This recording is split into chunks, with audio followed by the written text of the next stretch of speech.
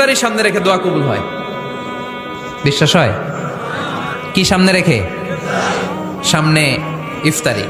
বসে থাকে আমরা তৃষ্ণায় সারাটা দিন, ছাতি ফেটে যায়। আল্লাহ দেখে, দেখতে দেখতে আল্লাহর একটা সফট কর্নার তৈরি হয়। এটাই সুযোগ কাজে লাগানোর, ঠিক কিনা? মুমিন যোগ্য যে কোপ মারে, সময় মতো কাজ করে, ঠিক কিনা? আল্লাহ তখন ফেরেশতাদেরকে জিজ্ঞেস করে, এই ঘটনা কি? খায় না যে? খায় না কেন? আল্লাহ রোজা রাখছে। এগুলো কি? রোয়াবজা, পেঁয়াজ, আলুর চপ, বেগুনি, মুরগির রান। খায় না। খায় না কেন? ওরা যে ক্ষুধার্ত, আল্লাহ আপনার ভয়ে। তাই কি চায়? আল্লাহ আপনার কাছে ক্ষমা চায়। ক্ষমা চায়, আল্লাহ রহমতের দরিয়ায় জোশ খেলে যায়।